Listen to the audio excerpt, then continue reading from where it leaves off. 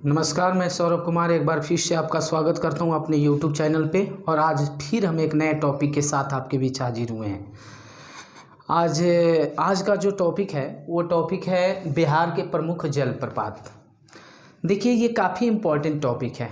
इससे पहले भी मैंने जलकुंड लेकर आया था। ये छोटे छोटे टॉपिक है जिसको मैं एक एक वीडियो में एक छोटे छोटे क्लिप में आपके पास मैं भेज रहा हूँ, ताकि आप इसको बार बार मैं बोल रहा हूँ ताकि ये सीरियसली ले सके और कंसंट्रेट होकर इसको समझ सके।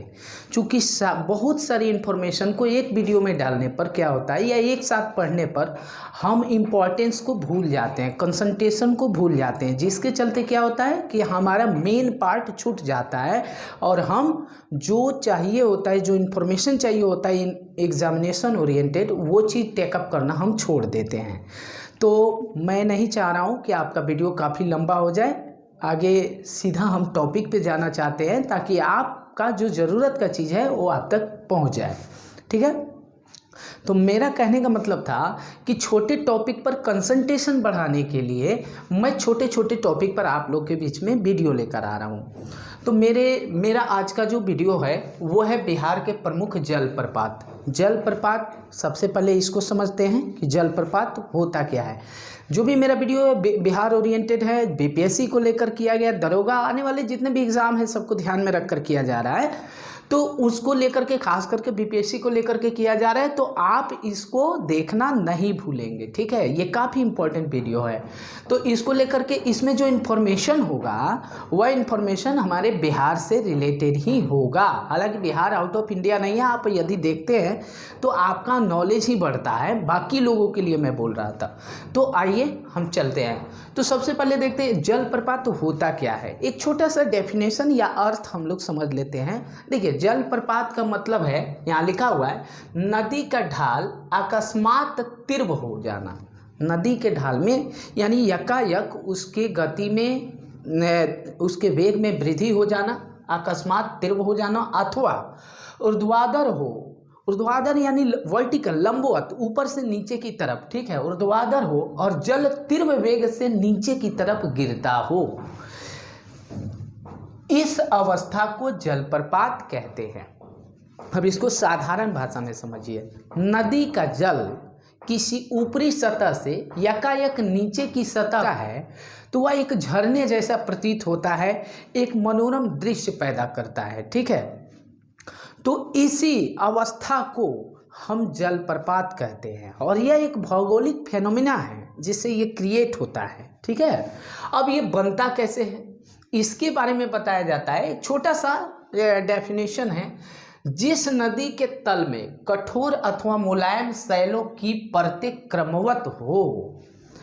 नदी बह रही है तो नदी जब फ्लो करती है तो डिफरेंट नेचर के चट्टानों से होकर फ्लो करती है। ठीक है, निरंतर बहने के कारण वह अपने ऊपर की मुलायम या कोमल चट्टान का अपर्दन कर देती है और रास्ते में, यानी कि उसके बाद उसके तल में क्या होता है कि कठोर चट्टान आता है जिसका कटाव कर पाना उसके लिए असंभव सा हो जाता है। इसलिए उसके रास्ते यानी ऊंच नीच, या अपने भोजपुरी भाषा में समझिए तो उबड़ खाबड़ हो जाता है। ठीक है, अब उस ऊंचे नीचे पार्ट से जब जल आगे की तरफ बढ़ता है तो उससे एक तरह का जो स्थितियां बनती हैं, यानी कि वाटरफॉल जैसा क्रिएट होता है, यानी एक तरह की ऐसी स्थिति बनती है कि जल का काफ़ी वेग बढ़ जाता है और नीचे की तरफ गिरने लगता है, जो एक दृश्य पैदा करता है। उसी अवस्था को हम लोग क्या कहते हैं, यानी कि वाटरफॉल या जलप्रपात। फिलहाल ये एग्जाम ओरिएंटेशन का वीडियो है तो इसको हम उसी नज़रिए से देखेंगे, ज़्यादा इसकी कॉन्सेप्ट में न जाकर जो मेरा फैक्ट है, क्योंकि यहाँ से केवल फैक्ट आते हैं, फैक्ट का क्वेश्चन बनता है, तो इसी पर ध्यान देना चाहिए। ठीक है, तो अब देखते हैं प्रॉपरली बिहार के कौन से जलप्रपात और हैं और कितने जलप्रपात हैं। देखिए, मेनली हम भी बुक पढ़ें और जिस सोर्स से जानने की कोशिश की है, तो जलप्रपात बिहार के लगभग 12 जलप्रपात के बारे में हमने पता लगा पाया, जिसमें से 4 या 5 काफ़ी महत्वपूर्ण हैं जो बार बार एग्जाम में रिपीट होते हैं और उन्हीं से एक आध क्वेश्चन भी बनता है, 1 या 2 क्वेश्चन बनता है साल में। जितने बिहार की एग्जाम होगा एक आध क्वेश्चन इससे होगा, तो इसको सीरियसली लेंगे। ठीक है, एक एक क्वेश्चन महत्वपूर्ण होता है। इसमें से 12 के बारे में हमने एक लिस्ट बनाया और जितनी जानकारी इनके विषय में मैं जुटा पाया हूँ उतनी जानकारी बोर्ड पे मैं रख पाया। ठीक है, बहुत सारी चीज़ है जो इसके बारे में इंफॉर्मेशन का अभाव है, नहीं मिल पा रहा है। जैसे मुझे मिलेगा मैं बिल्कुल अप टू डेट आपको करूँगा। तो फिलहाल हम जान लेते हैं कि बिहार में कौन कौन से जलप्रपात है जो प्रसिद्ध है। सबसे पहला काकोलत जलप्रपात, इसकी ऊंचाई 24 मीटर या 80 फीट के आसपास है। ये काफ़ी बार क्वेश्चन में पूछा गया है और काफ़ी फेमस भी है। ठीक है, काकोलत जलप्रपात जो है यह रोहतास में पड़ता है और जिस नदी से क्रिएट होता है वो काकोलत नदी ही बोला जाता है। ठीक है, उसके बाद में है सुखलदरी जलप्रपात, ये कर्मनासा नदी पर ये क्रिएट होता है और ये बक्सर में है। ठीक है, उसके बाद में दुर्गावती, 90 मीटर इसकी हाइट है, लगभग 300 फीट, और ये भी रोहतास में ही है। दुर्गावती ये भी काफ़ी इम्पोर्टेंट है। देखिए काकोलत और दुर्गावती ये कहाँ है? रोहतास में है। उसके बाद में जियारखुंड जलप्रपात, ये फुलवरिया नदी पर है और ये भोजपुर में है, ये भी बिहार में ही है। धुआंकुंड जलप्रपात, और ये काव नदी पर है और ये रोहतास में है। ठीक है, कहाँ है? काव नदी, रोहतास, धुआंकुंड जलप्रपात, ये भी काफ़ी इम्पोर्टेंट है, ये भी लगभग एग्जाम में कई जगह पूछा गया है।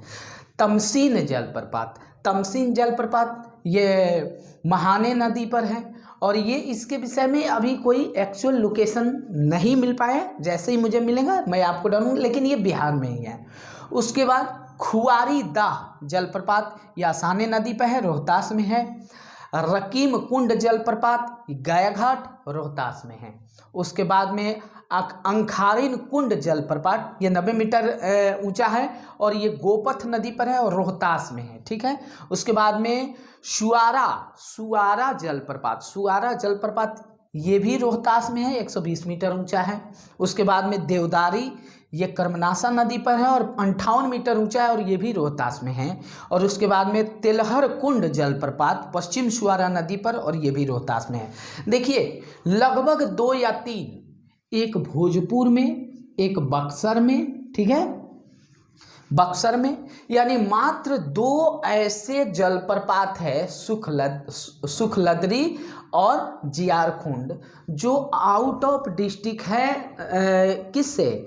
रोहतास से, नहीं तो बाकी सब के सब रोहतास में है। तो बड़ा कॉमन सी बात है, इसको याद करना। मैं बार बार कहता हूँ कि काफ़ी रिसर्च के बाद आपके बीच में मैं लेके आता हूँ और बहुत ऐसा कॉमन बातें बताता हूँ जिससे कि आपको याद करना आसान हो जाता है।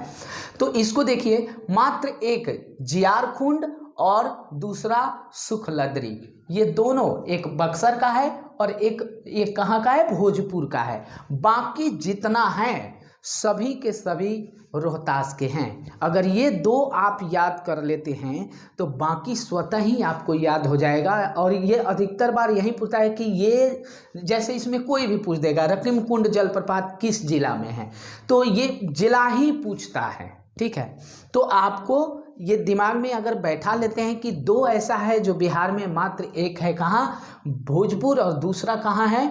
तो बक्सर, और बाकी के सब रोहतास जिले में है, तो आप बड़ी आसानी से क्वेश्चन को डील कर पाएंगे। देखिए स्मार्टनेस जरूरी है, किसी भी एग्ज़ाम की तैयारी करने के लिए स्मार्ट माइंड होना जरूरी है, नहीं तो मेहनत, केवल मेहनत, वो भी किस दिशा में कर रहे हैं, अंधाधुंध मेहनत, शायद सफलता तक नहीं पहुंच पाता है और आप चूक जाते हैं। तो फिलहाल आज के लिए इस वीडियो में इतना ही।